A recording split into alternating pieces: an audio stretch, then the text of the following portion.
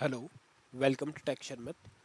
In this session, we will discuss about another function of DB2 SQL, which is bitxor. So far, we have discussed two functions, bit and as well as bitOr. But this time, we are going to discuss about bitxor, which is bitwise exclusive OR operation.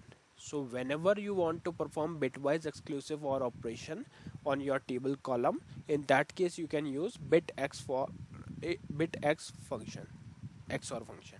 Okay, so let me show you the table data first, and then we'll perform it by SQLRPGLE program as well as from the normal query.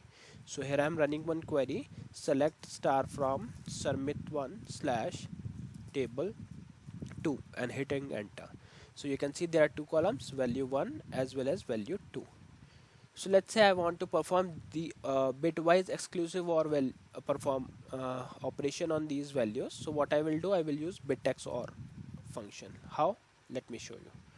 So this program, what we are doing in this program, we are firstly declaring the SQL state underscore valid, which is my constant, and this constant I'm going to use to verify whether my query is executed properly or not. Then we have three columns, not the columns, we have three variables, which is result1, result2 and result3. So these variables we are going to use to store the output which we are retrieving from the SQL query. Then we are setting the commit equals to star none, and here we are using the main query. So my main query is exec SQL select value 1 comma value 2 comma bit x or value 1 value 2.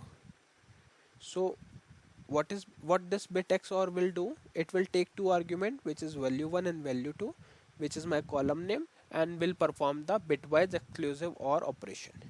And then these three value 1, value 2 and the output of this bit XOR will be stored in these host variable result1, result2 and result3, and this data is coming from Sharmit 1 slash table 2 fetch first one row only. Okay, so for SQLRPGLE example, we are just fetching for the first row.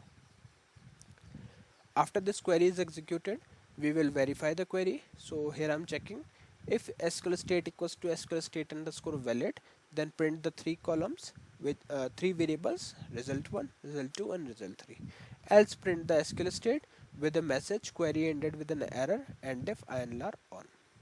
Okay, so this is how we can utilize bitxor function in SQLRPGLE. So let's quickly compile this program and call for output. So you can see first one is 1, second output is 1 and third is 0. Okay, because this is the normal value, first value, second value, then it performs the bit XOR operation on first and second, so the output is 0. Okay, so let's see how we can utilize this on entire column. So here I will run one query, which is select star from Sharmit 1 slash table 2, then press F4, go for field selection, press F4 again. Here select the two columns, I am selecting value 1 and value 2, then simply hit enter.